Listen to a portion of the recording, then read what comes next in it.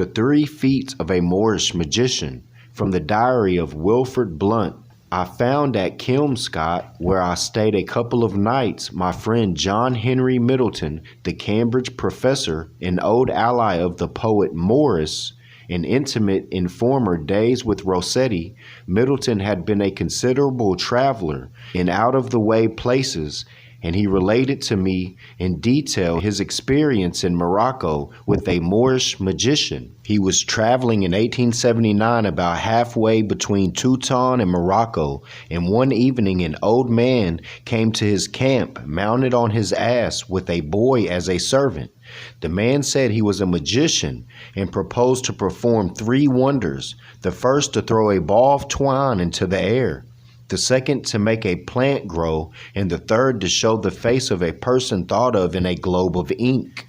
It was already late and the performance was put off until the following morning, the magician remaining the night in the camp, and in the morning when the tents were struck, he was invited to give his performance. It was an open place, uninhabited, and without trees and bushes.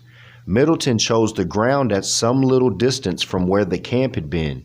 The magician first took from his wallet a large ball of string, large enough to need both hands to lift it, and having made a long incantation, he tied the end of the string to one finger of his left hand, and then with great exertion threw the ball upwards.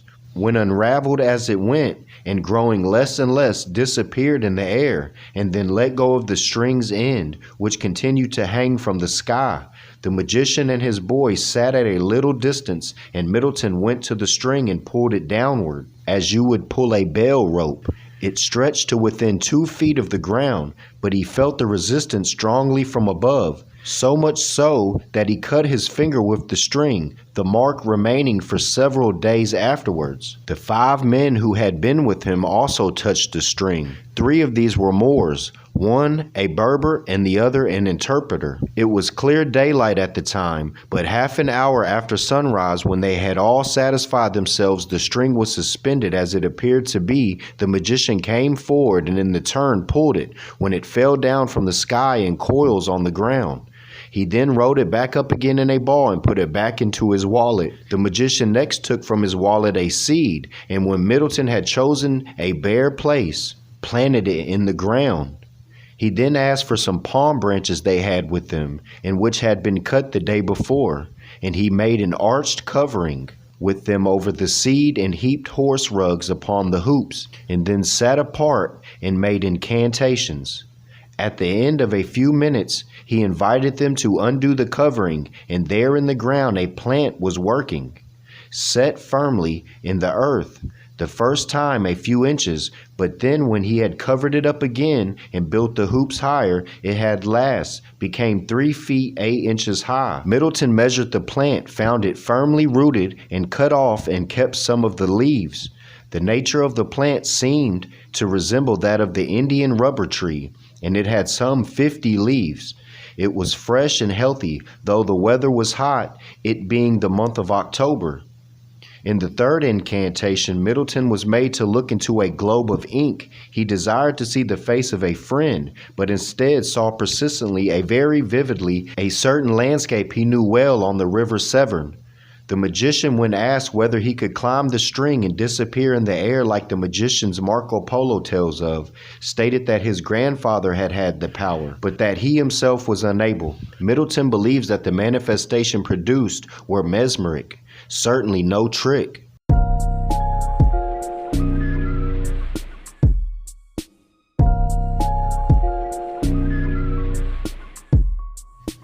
Now what we're about to go over now is something that the Moors need to take and put in for the record, because this is proof that United States went over and killed Moors, and we have an image right here of a Moor laying in the street while these United States Army and they was fighting against the Moors. So let's go through this.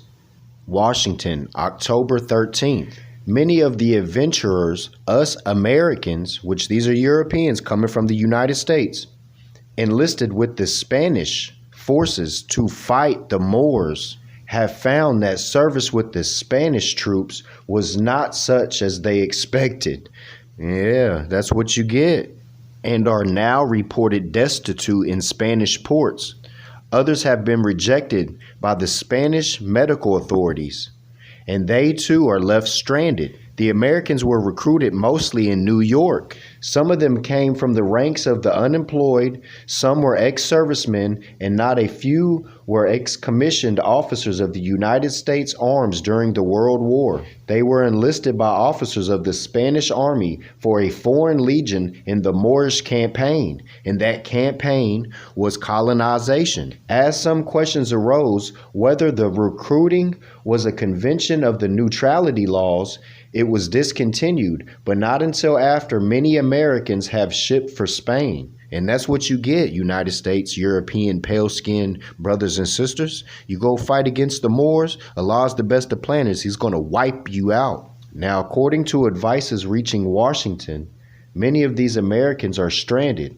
The Spanish government so far has not offered to return them to America. Picture shows Spanish troops advancing on NATO Morocco, which they recently captured. At the right, it shows a burning Moorish village, while the body of a dead Moor lies by the roadside.